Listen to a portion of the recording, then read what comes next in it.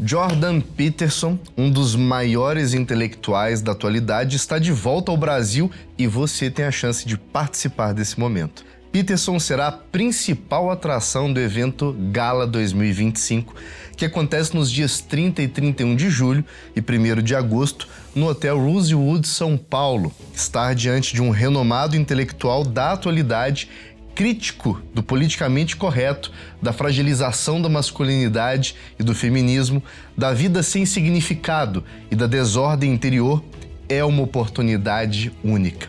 Entendendo a importância de promover um conteúdo que busca ampliar conhecimento e promover debates relevantes para a sociedade, a Brasil Paralelo se tornou parceira de divulgação deste evento memorável. São apenas 600 lugares e, para participar, basta tocar no link na descrição e garantir o seu ingresso. Será uma imersão de 3 dias intensivos onde grandes mentes do pensamento liberal, econômico e filosófico vão se reunir para discutir as principais tendências econômicas, políticas e tecnológicas. O evento terá a presença do ex-ministro Paulo Guedes, do deputado Nicolas Ferreira e de outros grandes nomes. Mais da metade dos ingressos já foi vendida. Então, não deixe para depois ou você corre o risco de perder essa oportunidade. A última vez que Jordan Peterson esteve no Brasil, mais de 90% dos ingressos esgotaram em menos de 1 hora. Então,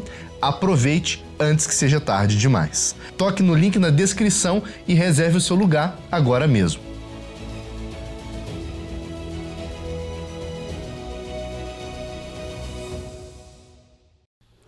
No final de julho, Jordan Peterson estará no Brasil para um grande evento em São Paulo chamado Gala Experience, do qual eu terei a alegria de participar como palestrante expondo a filosofia do Jordan Peterson.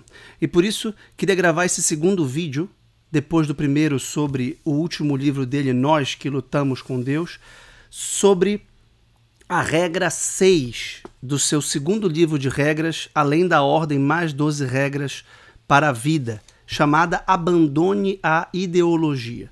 Porque no vídeo passado nós vimos a visão correta das coisas como aquela capaz de enfrentar o caos inerente à existência humana, buscando a ordem intelectual, moral, psicológica, social, a partir do modelo perfeito de Deus que ordenou o cosmos. Tanto quanto Deus ordenou o mundo ao criá-lo, colocando cada coisa em seu lugar, de forma hierárquica, bela e harmônica, nós, criados à imagem e semelhança de Deus, devemos criar um mundo técnico, social e cultural das leis, das ciências, das instituições sociais em geral, que permitem que nós ordenemos o nosso interior, que permitem a ordem psicológica e a ordem moral, para que nós vivamos em paz, harmonia, fraternidade e justiça.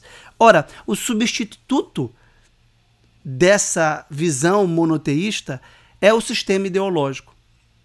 Então eu vou falar especificamente sobre um núcleo central do pensamento do Jordan Peterson que perpassa todos os seus livros e suas intervenções públicas, que é a consequência psicológica da ideologia. A consequência psicológica da ideologia é o ressentimento, que nos mima, que nos torna caprichosos, que nos torna infantis, que nos torna dependentes, inseguros, vulneráveis, diante do caos inerente do mundo. O caos sempre existirá. O caos é inexorável. Mas antes eu queria dizer que este livro, na minha opinião, tem como melhor regra a regra 12, tá? Que é a regra seja grato apesar do seu sofrimento. A gratidão diante do sofrimento ou a gratidão mesmo diante do sofrimento depende de 2 virtudes que ele apresenta no final: a coragem e o amor. E nesse momento me parece que ele adere claramente à ética cristã, à psicologia cristã, se não à própria fé cristã. E por isso, no meu penúltimo livro, No Caminho das Virtudes, eu me dedico a umas 40 páginas sobre o Jordan Peterson lido na chave cristã, das virtudes cristãs fundamentais do amor, da caridade, que é o amor supremo de Deus, da fé, da esperança, e das virtudes humanas, que são também infusas na vida cristã, como a coragem, como a temperança, como a justiça, como a prudência, que estão presentes em toda a argumentação do Jordan Peterson. Bem, esse capítulo dedicado à regra 6, abandone a ideologia, começa com uma pergunta. Por que, pergunta-se ele mesmo, em primeira pessoa, o meu trabalho tem feito tanto sucesso no mundo inteiro? Tantos milhões de exemplares vendidos de livros, tantos milhões de views ou visualizações no YouTube, plateias lotadas no mundo inteiro. Em que consiste esse impacto público enorme do Jordan Peterson? Ele diz que o núcleo da sua obra, do seu pensamento, é a responsabilidade, a responsabilização moral. Cada um de nós, dotados de consciência, de liberdade, de vontade, tem o dever de edificar a sua própria vida e responde pela ordem diante do caos.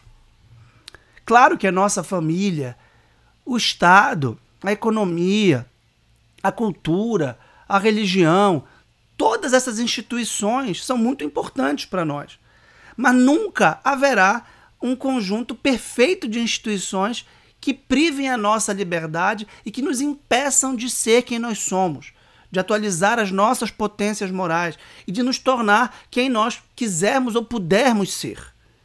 Por isso, a responsabilidade moral, que está diretamente ligada à virtude da justiça, do dever, da entrega, do que nós fazemos com que o mundo nos dá, é o ponto central do Jordan Peterson. Porque ele percebe que, sobretudo no Ocidente, as sociedades do bem-estar, as sociedades bem-sucedidas, de prosperidade material, de relativa ordem social, criaram pessoas mimadas, caprichosas, voluntaristas, hedonistas, que buscam a todo momento o prazer e que não podem ser contrariadas, que não podem ser desafiadas, que não podem ser acordadas. E isso gerou pessoas fracas, pessoas frágeis, pessoas que não podem encarar as agruras da vida. Vejam, quando Jordan Peterson diz isso, ele não está comemorando o sofrimento. Ele não está dizendo que é bom que sofram mesmo. Não, ele está dizendo que o sofrimento existe. Isso é uma condição existencial de qualquer pessoa. Em vários graus, de várias formas, o sofrimento nos assedia. Para morrer, basta estar vivo. Todos nós estamos bem saudáveis, mas podemos adoecer e podemos morrer. E as pessoas que nós amamos mais podem morrer. E a ordem econômica pode naufragar. E a ordem social pode acabar. Pode haver um assalto, um assassinato, pode haver uma crise social, moral, econômica. Isso é o normal. Isso se espera. E as personalidades fortes são aquelas que se moldam respondendo livremente a essas questões. Me parece que um autor como Viktor Frankl é muito importante para o Jordan Peterson, que o cita, vez por outra, e se não o cita nominalmente, o cita implicitamente com sua ideia de sentido da vida. Nós podemos viver sem nada, mas nós não podemos prescindir do sentido. A única coisa que nos mantém vivos do ponto de vista psicológico é o sentido. Nós podemos sobreviver sem prazer, sem poder, sem honra, até sem saúde, num grau limítrofe, mas sem sentido nós não sobrevivemos. E a ideia do Jordan Peterson é que esse sentido tem que ser buscado e encontrado numa luta existencial por Deus, como a gente viu no vídeo passado, mas pelo sentido supremo da vida, pelo suprassentido, pelo sentido incondicional da vida. Então ele diz, nessa primeira parte, que fomentar a responsabilidade pode ser considerado o propósito fundamental da sociedade. Mas o título dessa sessão é Os Lugares Errados. Mas nós buscamos responsabilizar, ou nós buscamos fomentar a responsabilidade nos lugares errados. Por isso que ele diz, na página 161 da edição brasileira de Além da Ordem, Mais 12 Regras da Vida, de Jordan Peterson. Mas algo deu errado, cometemos um erro ou uma série de erros. Por exemplo, passamos muito tempo, grande parte dos últimos 50 anos, clamando por direitos. E não estamos mais exigindo o suficiente dos jovens com quem nós convivemos. Há décadas dizemos aos jovens que devem exigir o que a sociedade lhes deve. Sugerimos que, por causa dessas exigências, os importantes significados de suas vidas serão proporcionados a eles, quando deveríamos ter feito o contrário. Mostrar que o significado, eu prefiro a tradução de meaning por sentido, do que significado. Mas o sentido, nesse sentido de encontrar algo que é valioso, que é importante, que dignifica. O sentido que revigora a vida em todas as suas tragédias e decepções está em carregar um fardo nobre. Vou repetir, o sentido que revigora a vida em todas as suas tragédias e decepções está em carregar um fardo nobre. Como deixamos de fazer isso, eles cresceram procurando significado nos lugares errados. E isso os deixou vulneráveis a respostas fáceis e suscetíveis à força amortecedora do ressentimento. O que no desenrolar da história nos levou a esse ponto? Como surgiu essa vulnerabilidade, essa suscetibilidade? Esse é o tema do capítulo. Ora, só há direitos quando há deveres. Quando todo mundo tem direito a tudo e ninguém deve nada a ninguém, só resta o Estado superpoderoso para suprir o direito de todo mundo, contra os outros que não obedecem os seus deveres supostos. Por isso surge uma guerra de todos contra todos, como disse famosamente Thomas Hobbes, no texto fundacional da ciência ou da filosofia política moderna, que é o Leviatã. É uma guerra de todos contra todos, porque o homem é o lobo do próprio homem. O homem só tem direito natural a tudo e não deve nada a ninguém. Logo, ele será um animal de rapina do próprio homem. E o Estado terá que ter um poder de um Deus sobre a terra, para uma força maior do que a força de todos os homens juntos, para poder controlá-los entre si, já que a razão moral não é capaz de equacionar as relações sociais. Então esse ponto é fundamental. Nós erramos no modo como promovemos ou fomentamos a responsabilidade e o dever de cada qual, multiplicando os direitos e tornando os cidadãos exigentes dos seus direitos, mas não na contrapartida que é a responsabilização pelos seus deveres. Esse é o primeiro ponto. Jordan Peterson é considerado a voz paterna da sociedade atual, né? O superego, aquele que manda arrumar o quarto, acordar cedo, fazer, trabalhar, não exigir. Porque com isso as pessoas ficam fracas e acham que principalmente o sentido que está no sacrifício voluntário, como ele costuma dizer, de carregar um fardo nobre, porque todo fardo é nobre, porque toda vida é valiosa, independente do seu contexto. É o modo como você encara o seu sofrimento que dignifica a sua vida e que lhe dá sentido. Então, a segunda sessão, ele debate com Nietzsche a morte de Deus. A morte de Deus é um tópico fundamental, tanto na filosofia quanto na cultura atual. A morte de Deus não é um simples ateísmo. Não é simplesmente uma pessoa ou outra deixar de acreditar em Deus. Eu não acredito em Deus. Ou um agnosticismo, dizer assim, não, eu acho que não dá para conhecer a Deus. Eu prefiro viver como se Deus não existe, ainda que ele exista. Indiferentismo religioso não é só isso. Os fenômenos do ateísmo, do agnosticismo, do indiferentismo estão ainda na superfície de um problema que o grande filósofo Friedrich Nietzsche, que morreu em 1900, abrindo as portas para o século XX, diagnosticou como sendo a morte de Deus. A dessacralização ou a profanação do valor supremo da cultura ocidental, do valor dos valores, do fundamento, da pedra angular. E sem esse fundamento, nada pode ser construído. Como diz Jesus Cristo, feliz o homem que construiu a casa sobre a pedra, que é exatamente a personalidade robusta, petrina, sólida, aguenta os trancos e os barrancos, porque carrega o fardo de modo nobre. E como dizia o Viktor Frankl, quando nada mais pudesse ser mudado fora do mundo, eu posso transformar a minha alma para torná-la apta a sobreviver no mundo tenebroso. Vocês lembram, o Viktor Frankl, grande fundador da logoterapia, falava dos valores de experiência, como o amor, valores criativos, como o trabalho, e valores atitudinais, como as atitudes diante pelas quais nós enfrentamos o mundo, moldando interiormente a nossa personalidade.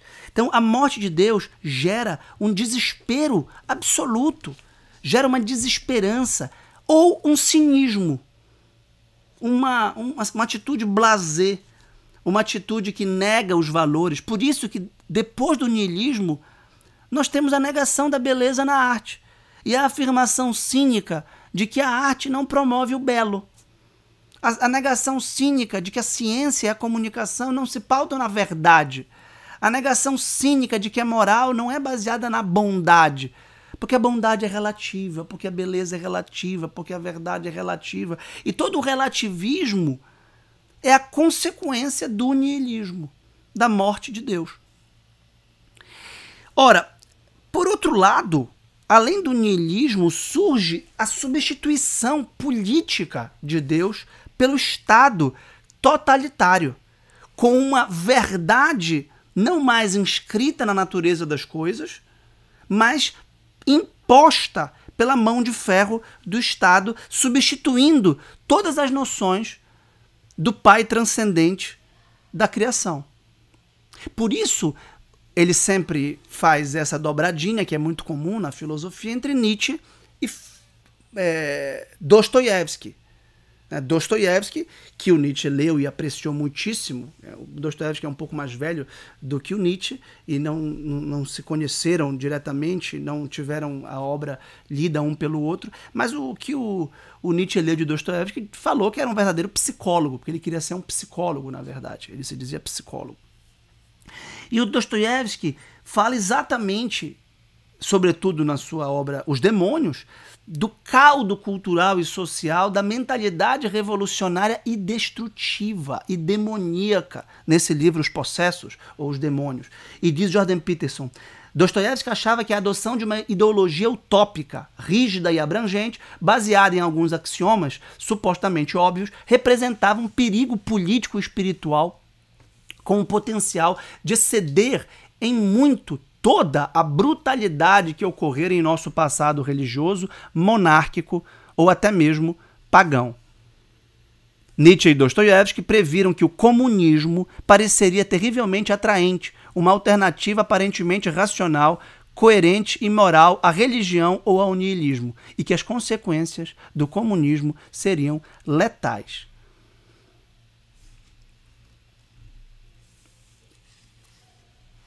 Ora, qual é a relação entre niilismo e totalitarismo? Isso é muito importante para a gente entender as ideologias em geral e as ideologias do ressentimento atuais em particular. Diz o Jordan Peterson, Nietzsche parece ter adotado incondicionalmente a ideia de que o mundo, da maneira postulada pelas ciências físicas emergentes, era ao mesmo tempo objetivo e sem valor. Isso o deixou com uma única escapatória ao niilismo e ao totalitarismo. Ora, o que significa um mundo de fatos não terem valores objetivos? Os fatos, por exemplo, a chuva ou a doença, são estudadas por um meteorologista e por um médico, respectivamente. São fatos naturais. A digestão, o audiovisual, a comunicação audiovisual, isso é um fato. A ciência estuda esses fatos e os descreve, mas não tem meios de avaliá-los do ponto de vista objetivo. Toda avaliação é subjetiva, é perspectivística, é relativa. Então, eu posso avaliar a bondade desse microfone, você pode avaliar a bondade desse microfone, eu posso oferecê-lo à venda e você pode querer comprá-lo, mas ele em si mesmo não tem um valor objetivo. O valor econômico, por exemplo, é um valor de troca, portanto é um valor intersubjetivo. É quanto que alguém quer dar e alguém quer vender, de acordo com o contexto. Se for útil um microfone de Belém do Pará e você quiser urgentemente gravar um vídeo, eu posso oferecer 1 milhão por ele. Se você tiver e for barato ainda, comparado com o que você vai ganhar com a gravação do vídeo, você compra. Ou seja, não é que o microfone certamente não vale 1 milhão na economia normal, mas no contexto econômico específico pode valer. Portanto, a economia e o valor de troca em geral é intersubjetivo e social e condicionado às situações históricas mutáveis. Agora, que ele é feito daquele elemento, que ele tem esta e aquela característica técnica. Isso é objetivo. Ora, se os fatos objetivos da ciência não têm uma ciência para conhecê-los no seu valor objetivo, o que resta é o relativismo ou o Estado obrigando as pessoas a pensarem assim ou assado. O Estado doutrinando a ciência, doutrinando a cultura, exigindo a verdade na arte, na ciência, na literatura. Porque é a fonte de autoridade política. Não de autoridade metafísica ou moral, mas política. Ora, para o Nietzsche, só havia uma solução.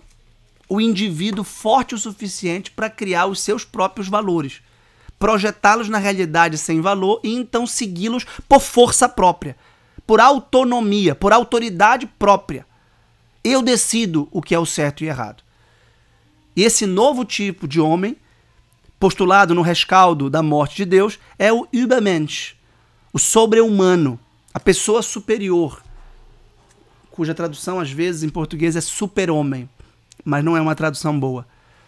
Übermensch é o sobre-humano, é aquele que está acima da humanidade, para que a sociedade não flutuasse à deriva em direção às encostas rochosas do desespero, que é o resultado quando a gente diz que não há Deus, não há nenhum valor, nenhum fundamento,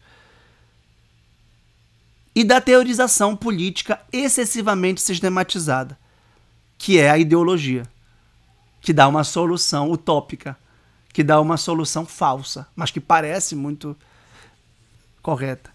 Uma em cada extremo. Os indivíduos que seguem esse caminho, essa alternativa ao niilismo e ao totalitarismo, devem, portanto, produzir sua própria cosmologia de valores.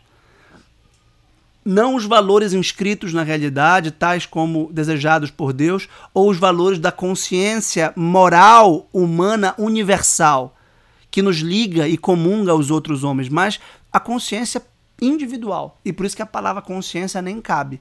Porque a consciência nunca é absolutamente subjetiva ou individual. Porque a consciência é humana. É a mesma voz de Deus que clama no interior do sacrário da minha consciência e da sua, e dela, e dele.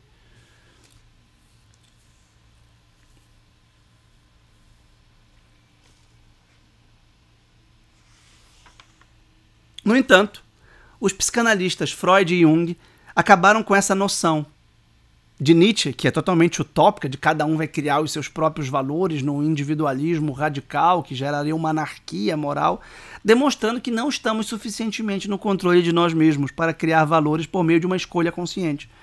Além disso, há poucas evidências de que algum de nós tem a capacidade para criar a si mesmo ex nihilo, do nada, especialmente devido às limitações extremas da nossa experiência, aos vieses de nossas percepções e à curta duração de nossas vidas.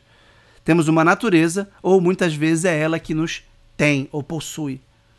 E agora só um tolo ousaria alegar que temos domínio suficiente sobre nós mesmos para criar em vez de descobrir o que valorizamos.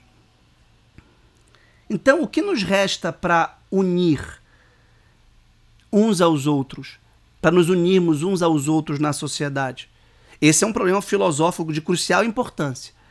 Com uma sociedade que a gente pode classificar como liberal, individualista, relativista, de sobre-humanos, de Übermenschen, como essa sociedade poderia evitar o conflito entre si? E diante dessa crise moderna de sentido, ascendem os estados totalitários, como na Alemanha nazista e na China e União Soviética comunistas, com as consequências catastróficas no nível social e psicológico que nós já conhecemos.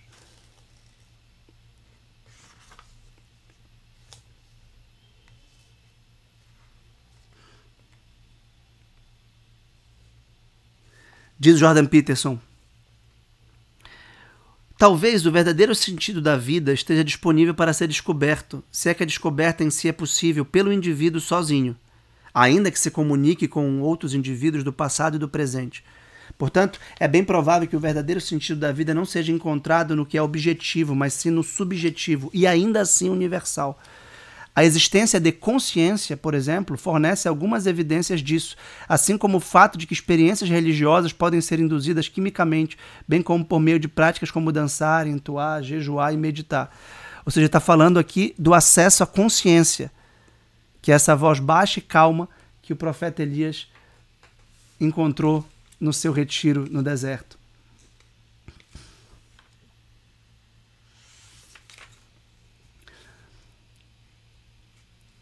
Vimos que as consequências das alternativas totalitárias, na qual o coletivo, isto é, o Estado, protagonizando a vida social, devesse carregar os fardos da vida, traçar o caminho adequado e transformar o mundo na utopia prometida, produziu uma visão de mundo atraente tanto para pessoas justas quanto para invejosos e cruéis.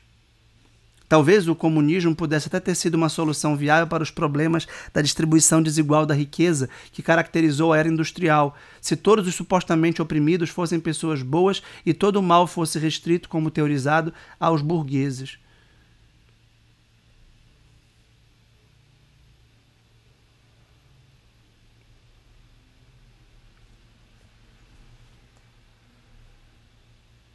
Os outros grandes vilões do século XX, os nacional-socialistas, os nazistas alemães, também eram, é claro, ideólogos poderosos e perigosos. Sugeriu-se que os acólitos de Hitler foram inspirados pela filosofia de Nietzsche. A afirmação pode, de maneira distorcida, conter alguma verdade, já que certamente estavam tentando criar valores próprios, embora não da mesma forma que os indivíduos cujo surgimento o filósofo propunha.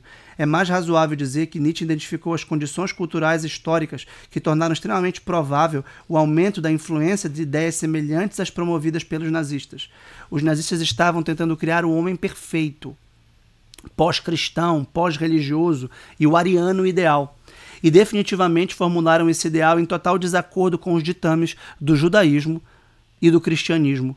Assim, o ariano perfeito poderia ser, e assim o foi, conceituado pelos nazistas como um homem superior.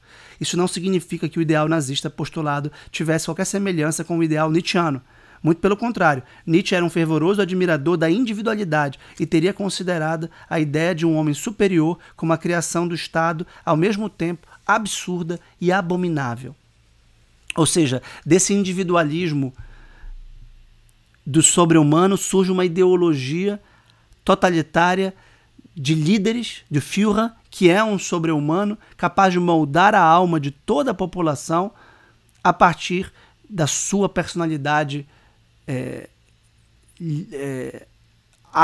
avassaladora, da sua força moral e do seu poder político.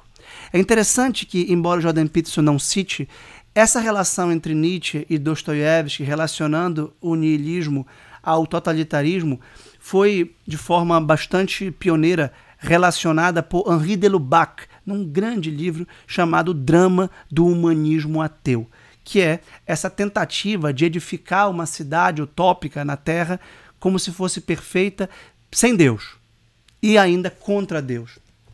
No meu último livro, Amor à Sabedoria, eu tenho um ensaio dedicado a Dostoiévski, a obra Os Irmãos Karamazov, em que eu falo do livro do cardeal de Lubac e explico essa relação entre o individualismo e o totalitarismo. E quanto mais individualizada e atomizada for a sociedade, menos liberdade os indivíduos terão, porque mais dependentes serão das garras e das mãos férreas do Estado. Eu comento aqui no meu livro a famosa lenda do grande inquisidor, narrada por Ivan Karamazov ao seu irmão Alyosha, para tentar desbancar o cristianismo, para tentar refutar, por assim dizer, o cristianismo. Vocês lembram que o Ivan Karamazov é o grande ateu da obra, né? Do ponto de vista intelectual, é o sofista da obra. Ele diz, eu digo o seguinte no livro: a sujeição ao grande inquisidor, o grande inquisidor é esse que vai resolver os problemas da humanidade no lugar de Cristo. É total, não apenas dos corpos, mas também das almas, das consciências. Como explica de Lubac, trata-se de uma eutanásia espiritual. Para sempre felizes, serão totalmente alienados, porque ele diz que a liberdade é o problema. E se ele tivesse criado os homens, ele não teria os criado com tanta liberdade. O inquisidor reveste da força satânica do anticristo, opondo-se frontalmente a Cristo e dispensando a sua redenção. Ele pretende facilitar a vida na terra, acabar com o sofrimento, desumanizando o homem. Ao contrário do que defendia Nietzsche, de que o homem somente será livre se não houver a instância censora de Deus, Dostoiévski demonstra que ao matar-se Deus no homem, é o próprio homem que acaba por se matar. Então, eu explico isso aqui, o deicídio é um homicídio e um fratricídio. O deicídio é um suicídio, um homicídio e um fratricídio. Eu mato Deus, é um parricídio, eu mato o pai, eu mato a mim mesmo, eu mato os outros, eu mato os meus irmãos. O super-homem de Nietzsche também pretende ser um anticristo à medida que não se submete a ninguém além de si mesmo, abandona a moral cristã do ressentimento, que o escraviza e impede de afirmar livremente sua força dominadora. O amor cristão seria sinal de uma vontade débil, não de uma vontade punjante, porque a vontade punjante é a vontade de fazer o que quiser, é a liberdade sem responsabilidade, é a liberdade sem amor, é a liberdade sem dever e sem cuidado e sem justiça. Logo é a vontade do Hitler, por exemplo, de poder acabar com os judeus, nessa ideologia nefasta que é o nazismo. A vontade de poder é o traço do grande inquisidor, que age, porém, por suposto amor à humanidade, a fim de salvá-la da desordem causada pela liberdade. Os homens não são capazes de autodomínio e autogoverno, por isso precisam se submeter a uma classe aristocrática superior que aliviaria o seu fardo, governando-os para o seu bem, numa forma radical de paternalismo. E aí eu explico com mais calma tudo isso, mas concluo com essa frase. O liberalismo burguês, que prega a autonomia radical, se torna antessala do comunismo totalitário, da heteronomia total, isto é, da regra que vem de fora e me acrisola e me aprisiona, sendo ambas figuras do ateísmo. No liberalismo, Deus é substituído pela liberdade de cada indivíduo, pequeno Deus autônomo, criador da própria verdade moral, como o poder e o prazer de que fala o Jordan Peterson. No comunismo, o Estado é divinizado, responsável pela felicidade ao preço da liberdade, como no caso do grande inquisidor. No cerne da crítica de Dostoiévski ao niilismo está a ideia de autonomia, que gera conflitos insolúveis das liberdades individuais, exigindo a solução política do Estado totalitário. Diante do politeísmo conflitivo do individualismo liberal, impõe-se o monoteísmo absolutista do Leviatã.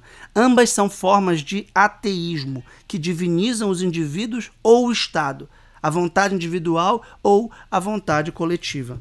Citação do meu livro Amor à Sabedoria. Em seguida, o Jordan Peterson descreve como funciona, do ponto de vista intelectual, as ideologias atuais. Considere que não foram tão longe a ponto de adotar as desacreditadas ideologias dos marxistas, leninistas e dos nazistas, os atuais ideólogos. Ou seja, a gente não está falando de comunistas soviéticos ou de nazistas como do Terceiro Reich.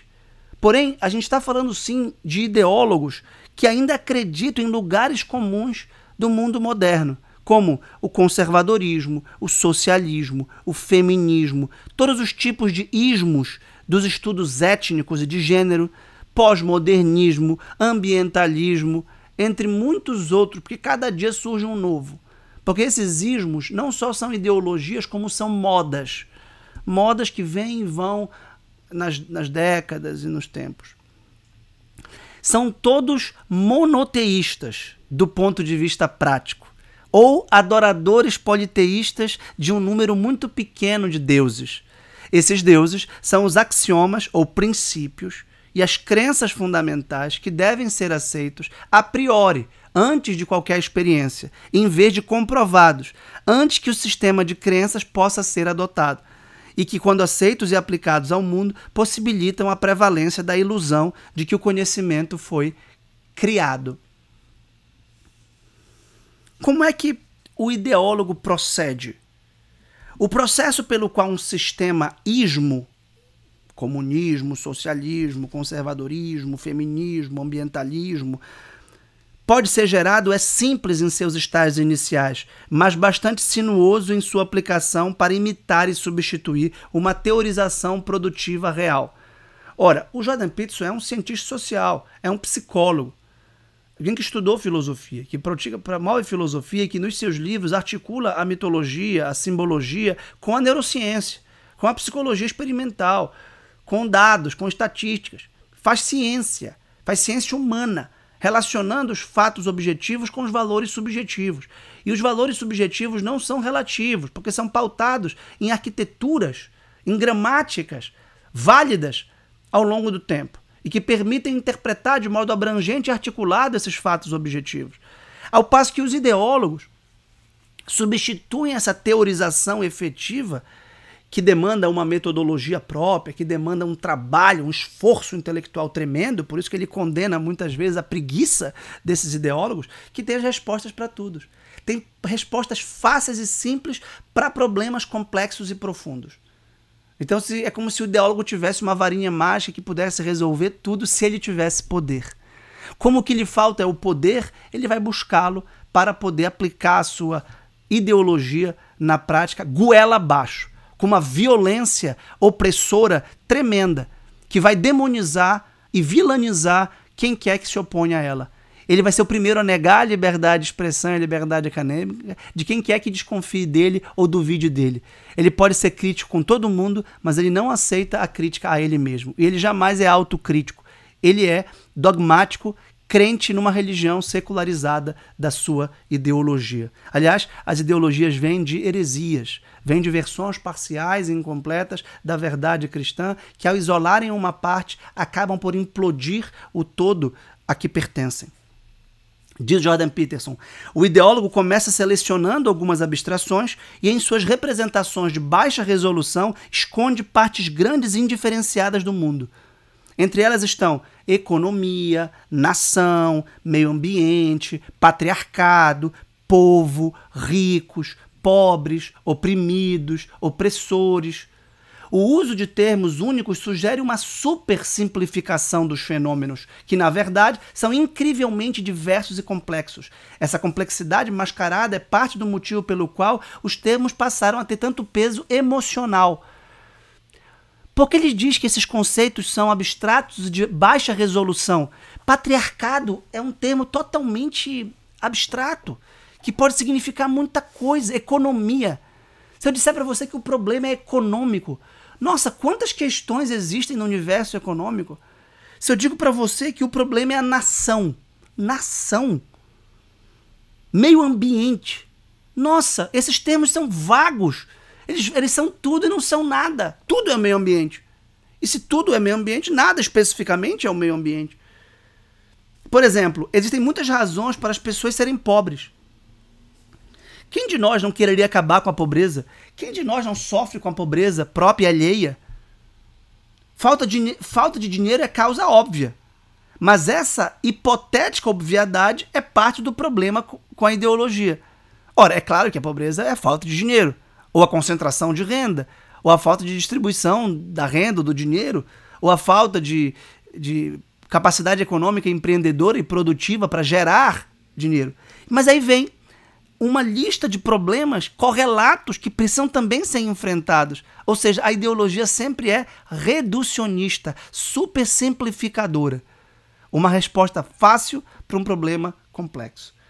Diz o Jordan Peterson, falta de educação, famílias desestruturadas, bairros dominados por crime, alcoolismo, abuso de drogas, criminalidade, corrupção e a exploração econômica e política que os acompanha, doença mental, falta de um plano de vida, ou mesmo a incapacidade de perceber que formular tal plano é possível ou necessário, baixa conscienciosidade, localização geográfica desfavorável, mudança no cenário econômico e o consequente desaparecimento de setores inteiros de empreendimentos, tendência acentuada de os ricos ficarem ainda mais ricos e de os pobres cada vez mais pobres, baixa criatividade, baixo interesse empresarial, falta de incentivo. Esses são apenas alguns dos múltiplos problemas que geram a pobreza.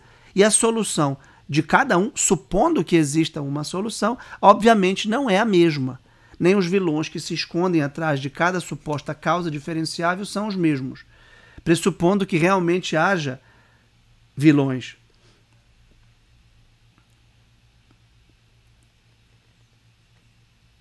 Todos esses problemas requerem uma análise cuidadosa e particularizada, seguida pela geração de múltiplas soluções potenciais e pela avaliação criteriosa dessas soluções para garantir o efeito desejado. É incomum ver qualquer problema social sério abordado de forma tão metódica. Também é raro que as soluções geradas, mesmo por um processo metódico, produzam o resultado pretendido.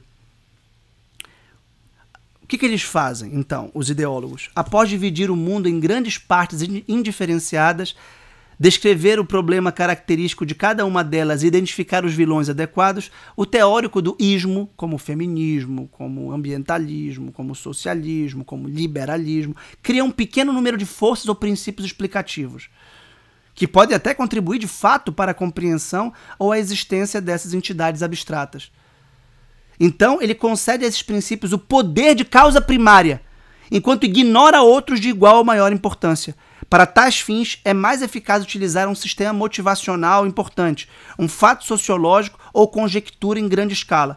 Também é bom escolher esses princípios explicativos por meio de um negativo, ressentido e destrutivo argumento não declarado, e em seguida transformar a discussão desse argumento e a razão de sua existência em tabu para o ideólogo e seus seguidores, sem mencionar os críticos. Esse é o procedimento. Eu pego um aspecto da realidade, isolo, decalco do tecido do corpo social, absolutizo esse princípio, por exemplo, raça, racismo.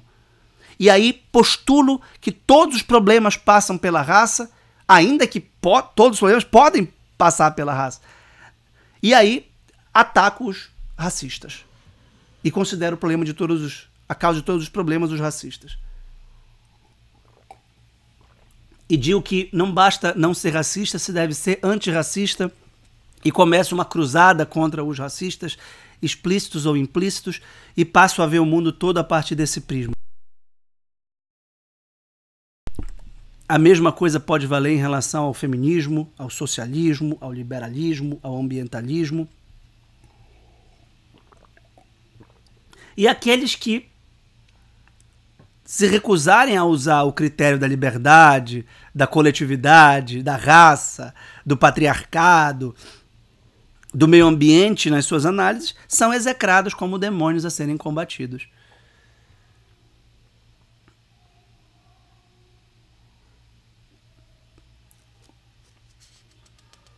Há um aspecto conspiratório dessa teorização de pessoas inteligentes, porém preguiçosas, para que não se critique a teoria e não seja discriminado. Um medo velado de confrontá-la, porque ela fala de algo importante e necessário, como a liberdade, como a igualdade, como a defesa das mulheres, ou dos pobres, ou dos negros.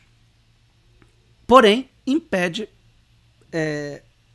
o debate real desses problemas, porque se torna um debate ideológico, um debate polarizado, um debate ideologizado que absolutiza e estigmatiza o oponente. Ele diz: os ideólogos são o equivalente intelectual dos fundamentalistas, inflexíveis e rígidos.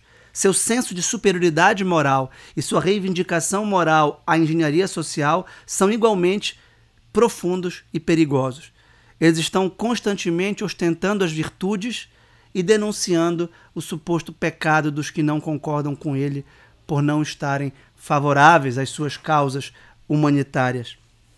Ou seja, a ideologia é marcada por simplicidade, facilidade e ilusão de domínio,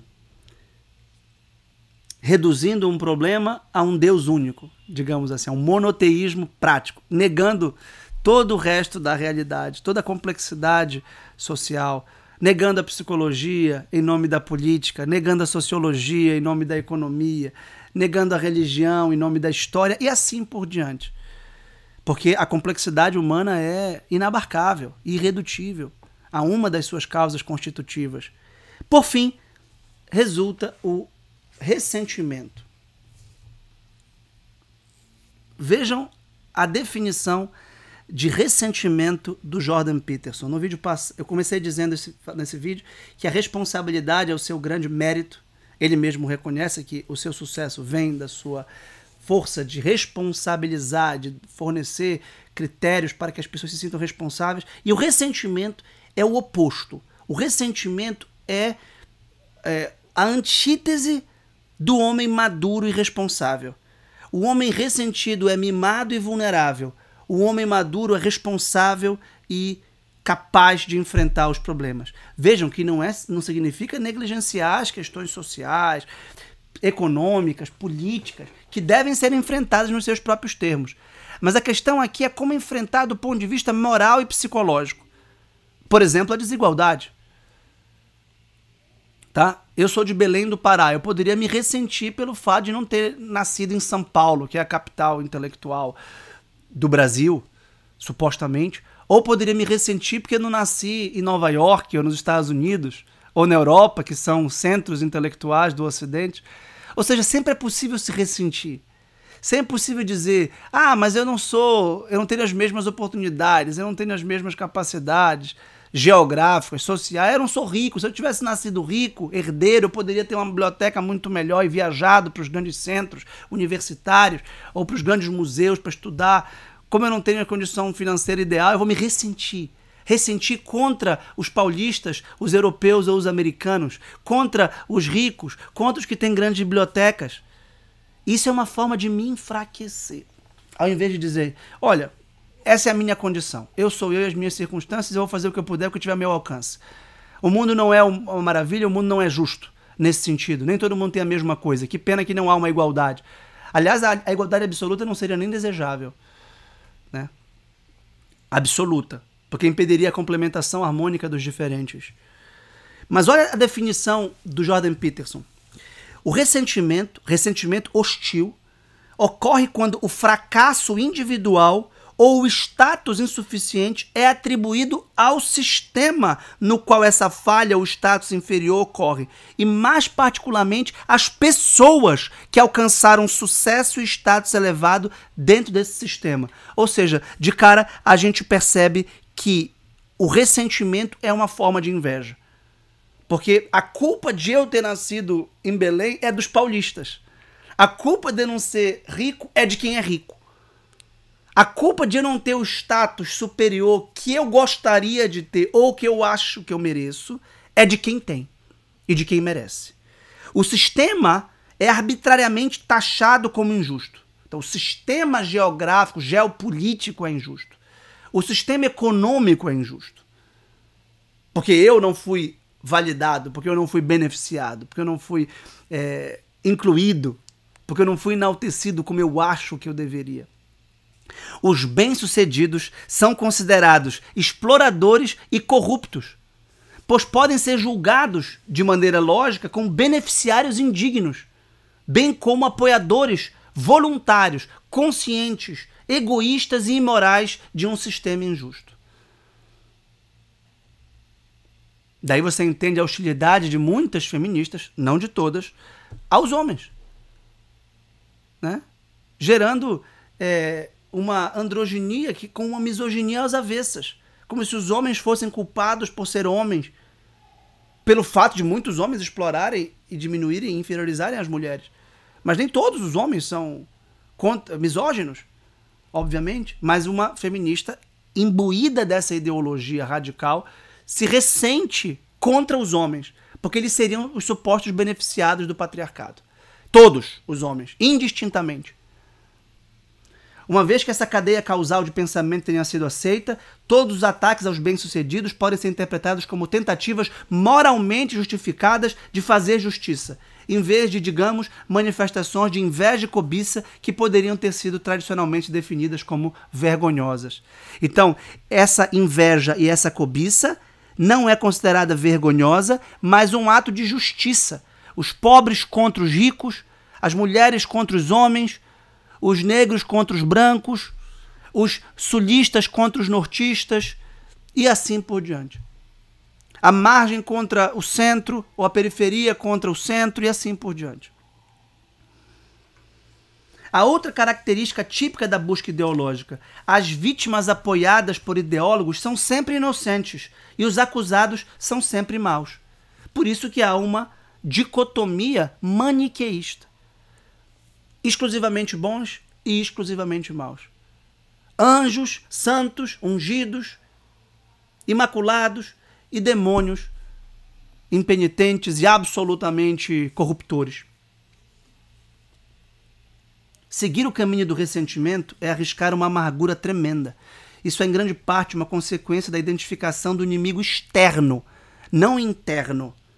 Por exemplo, se a riqueza é o problema e os ricos são percebidos como a razão da pobreza e de todos os outros problemas do mundo, então os ricos se tornam o inimigo, indistinguíveis, em algum sentido profundo, de um nível demoníaco do mal no que tange a sua importância psicológica e social. Se o problema é o poder, então aqueles que estabeleceram qualquer autoridade são a causa singular do sofrimento do mundo. Se a masculinidade é o problema, então todos os homens, ou mesmo o conceito de masculino, devem ser atacados e vilipendiados. Tal divisão do mundo em um diabo externo e um santo interno justifica o ódio proveniente do senso de superioridade moral exigido pela moralidade do próprio sistema ideológico. Esta é uma armadilha terrível. Uma vez identificada a fonte do mal, torna-se dever dos justos erradicá-la. É um convite à paranoia e à perseguição. A perseguição paranoide é uma característica típica desses movimentos ideológicos, que estão sempre caçando as bruxas em todas as esquinas, sempre encontrando os culpados, quem não fala a mesma língua, quem não presta subserviência ao culto, à liturgia de poder, quem não se veste, quem não pensa, quem não fala, quem não usa as mesmas palavras de ordem. É uma forma de marcar uma religião secular. E a perseguição paranoide dos inimigos, que estão sempre a favor do poder, do patriarcado, etc., um mundo onde só você e as pessoas com pensamento semelhante aos seus são bons é também um lugar onde você está cercado por inimigos empenhados em sua destruição, que precisam ser combatidos. Ora, essa ideia de buscar fora o problema se opõe diretamente à sabedoria evangélica de contemplar a trave no próprio olho antes de apontar o cisco no olho do irmão. E o Jordan Peterson cita o evangelho aqui, exatamente para dizer que é moralmente muito mais seguro olhar para si mesmo em busca dos pecados do mundo, pelo menos para alguém honesto e livre de cegueira intencional. O Chesterton dizia que o pecado original é o único dogma do cristianismo que ele pode perceber nele mesmo, que é auto-evidente. Pediram que ele escrevesse um ensaio chamado O que está errado com o mundo?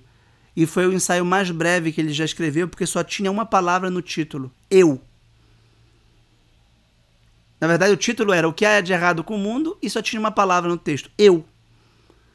Ora, se todo mundo dissesse isso, o mundo seria muito melhor, porque todo mundo ia buscar se converter e melhorar e fazer a sua parte. E não ficar apontando o dedo na cara dos outros como vilões. É provável que você se torne muito mais lúcido sobre o que é, quem é e onde está a culpa.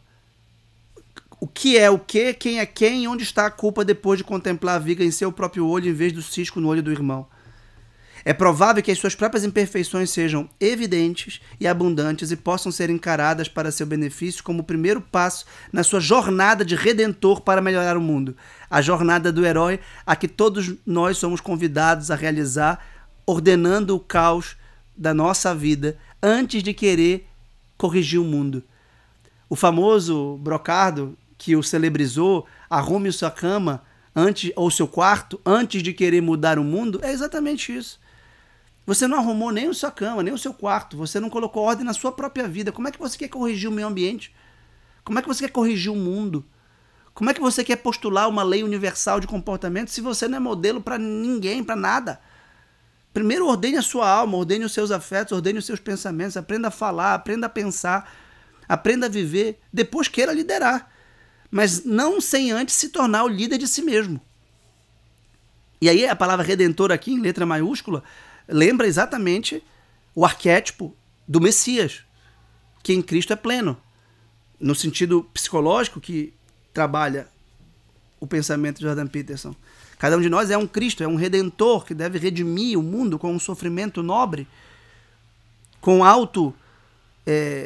fortalecimento da vontade e busca de forças interiores do próprio Deus, no caso dos cristãos praticantes, para servir, para doar, e não sair condenando todo mundo, e não sair culpando e mesmo violentando todo mundo, verbal ou fisicamente. Carregar sobre os ombros os pecados do mundo, assumir a responsabilidade pelo que não está certo na sua própria vida e ao seu redor, faz parte do caminho messiânico.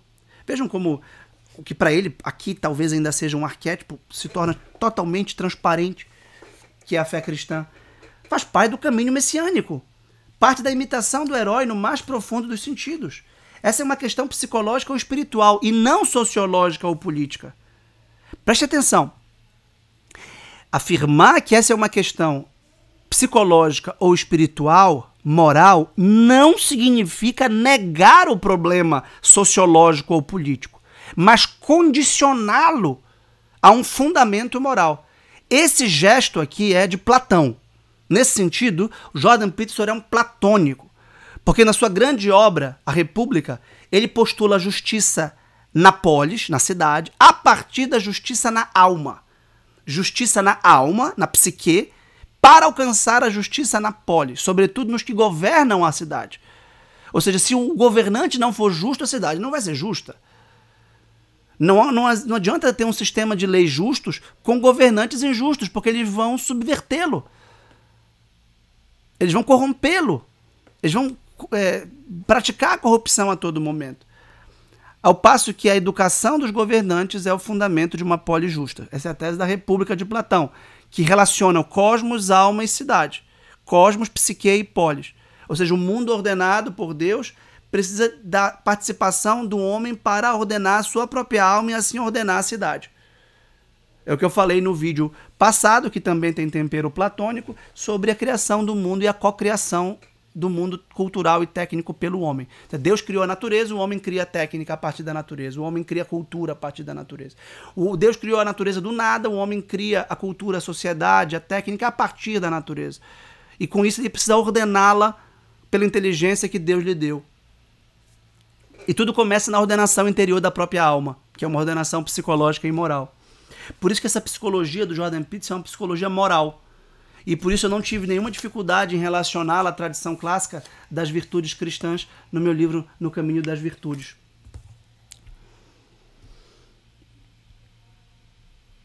Considere os personagens inventados por criadores de ficção de segunda categoria.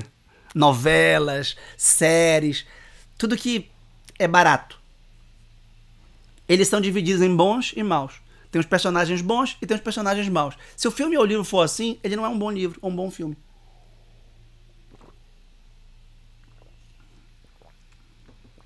Leia qualquer grande livro do Dostoiévski, do Tolstói, do Balzac, do Flaubert, do Machado de Assis, do Guimarães Rosa, do Eça de Queiroz, qualquer livro de um grande autor, de um Cervantes, qualquer livro de um grande autor vai mostrar que a divisão está na alma humana. Em contraste, escritores sofisticados, como esse que eu mencionei, Thomas Mann, por exemplo, mostram essa divisão dentro dos personagens que criam, de modo que cada pessoa se torna o locus da luta eterna entre a luz e as trevas. É muito mais apropriado psicologicamente e muito mais perigoso socialmente presumir que muito menos perigoso socialmente. É muito mais apropriado psicologicamente, muito menos perigoso socialmente, presumir que você é o inimigo, que são suas fraquezas e insuficiências que estão prejudicando o mundo, do que presumir a sua bondade sagrada e do seu grupo e perseguir o inimigo, que a partir desse ponto você estará inclinado a enxergar em todos os lugares. Ele conclui dizendo: os cultos do século XX vendem a ideia de que isso é possível, criar uma utopia perfeita na Terra, com crenças ingênuas e narcisistas. O ativismo que eles promovem é usado por pessoas ressentidas e preguiçosas como substituto para realizações efetivas. Os únicos axiomas de indivíduos possuídos pela ideologia são encarados como deuses, que devem ser servidos cegamente por seus proselitistas. E depois ele exorta, essa é a dimensão sapiencial valiosíssima da obra de Jordan Peterson, a certas virtudes fundamentais. Tenha um pouco de humildade, limpe seu quarto, cuide de sua família, siga sua consciência, endireite sua vida, encontre algo produtivo e interessante para fazer e comprometa-se. Quando você puder fazer tudo isso, procure um problema maior e tente resolvê-lo se tiver coragem. Problema maior como problema econômico, político, social, cultural, pedagógico. Claro, ninguém está negando tudo isso. Mas antes, seja homem, ande de 2 pés, com costas eretas, ombro para frente, como a primeira famosa regra do livro anterior. Primeiro seja homem, primeiro comece a... Deixe de ser menino, né? Depois vamos debater. Quando fizer tudo isso, procure um problema maior e tente resolvê-lo se tiver coragem. Se isso também funcionar, passe para projetos ainda mais ambiciosos e com o início imperioso desse processo, abandone a ideologia. Ou seja, você começa do local, você começa de si. O primeiro trabalho é sobre si. Ah, não, vou transformar o mundo, eu vou acabar com o patriarcado. Então, peraí, eu vou começar comigo. Quer acabar com o patriarcado? Legal, comece você não sendo patriarca. Ou patriarcal. O que quer que isso signifique, né, na ideologia feminista. Então, é preciso ter ordem na alma para depois querer ordenar a cidade. Leiam Jordan Peterson, esse é um grande livro. Além da ordem, mais 12 regras para a vida. Fica a recomendação também do meu livro, No Caminho das Virtudes, que é um convite para o exercício da consciência. Eu também abordo o Jordan Peterson neste meu livro. E também o meu livro Amor à Sabedoria, em que eu menciono essa relação entre individualismo e totalitarismo com base no Cardeal de Lubac. Também recomendo, é claro, os outros livros de Jordan Peterson. O último, Nós que Lutamos com Deus, Percepções do Divino. O primeiro livro de regras, 12 regras para a vida, um antídoto para o caos. E o Mapas do Significado da Arquitetura da Crença, para entender como ele alcança um mapa de grande mãe, grande pai, indivíduo, natureza, sociedade e liberdade, como isso se opera a partir de grandes mitologias. É um livro muito interessante, volumoso, denso, profundo, erudito, sobre religiões comparadas e mitologias simbólicas variadas que alcançam uma arquitetura ou uma gramática comum. Muito obrigado, até a próxima. Jordan Peterson, um dos maiores intelectuais da atualidade, está de volta ao Brasil e você tem a chance de participar desse momento. Peterson será a principal atração do evento Gala 2025, que acontece nos dias 30 e 31 de julho e 1º de agosto no Hotel Rosewood, São Paulo. Estar diante de um renomado intelectual da atualidade, crítico do politicamente correto, da fragilização da masculinidade e do feminismo, da vida sem significado e da desordem interior, é uma oportunidade única. Entendendo a importância de promover um conteúdo que busca ampliar conhecimento e promover debates relevantes para a sociedade, a Brasil Paralelo se tornou parceira de divulgação deste evento memorável. São apenas 600 lugares e, para participar, basta tocar no link na descrição e garantir o seu ingresso. Será uma imersão de 3 dias intensivos onde grandes mentes do pensamento liberal, econômico e filosófico vão se reunir para discutir as principais tendências econômicas, políticas e tecnológicas. O evento terá a presença do ex-ministro Paulo Guedes, do deputado Nicolas Ferreira e de outros grandes nomes. Mais da metade dos ingressos já foi vendida. Então, não deixe para depois ou você corre o risco de perder essa oportunidade. A última vez que Jordan Peterson esteve no Brasil, mais de 90% dos ingressos esgotaram em menos de 1 hora. Então, aproveite antes que seja tarde demais. Toque no link na descrição e reserve o seu lugar agora mesmo.